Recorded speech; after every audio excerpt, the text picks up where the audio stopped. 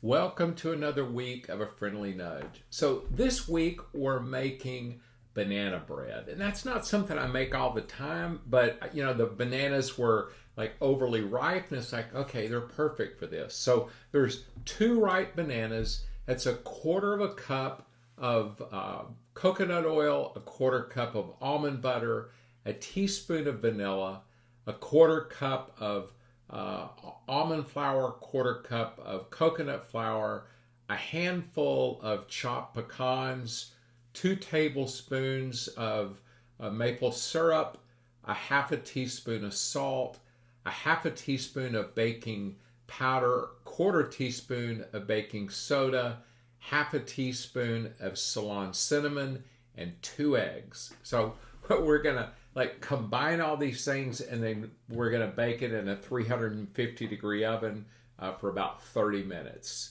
And so we're just going to start by adding all the dry ingredients. And one of the things that Jude pointed out is, hey, if you're using the baking powder, sometimes it's clumpy, and so it probably makes sense to make sure that you've got all the clumps out before you put it in.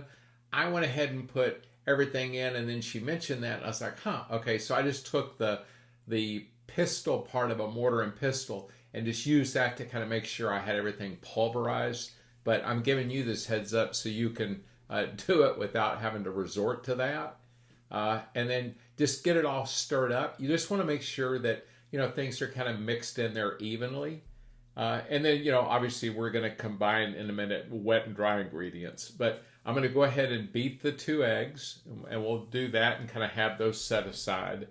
And then mash up the bananas.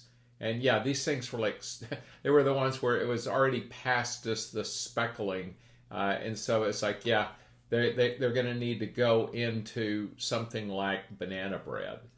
So I just put a little bit of oil in the loaf pan, and now we're just going to add the almond butter and the coconut oil into a glass bowl, and we're just going to microwave that. I think I did it for about 50 seconds. It depends on the power of the microwave. You just want it where that it's melted, and then I'm going to put it in, and I think like I said, this one I put it in at 55, but it was like kind of beyond melted. So just get it stirred up well, and then you're going to add your bananas in.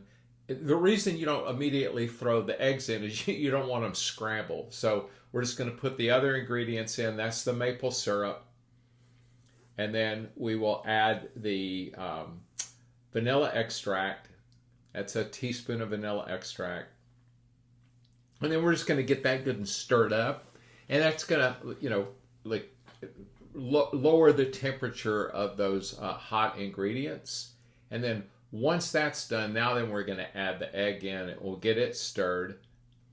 And then what we're going to do is we're going to go ahead and add all the dry ingredients and stir this in. And one thing that you kind of have to pay attention to is that you'll get dry ingredients kind of hanging out on the bottom of the bowl. So you just want to make sure that you really scrape the bowl down to where that you don't end up with all this dry ingredient kind of left at the end.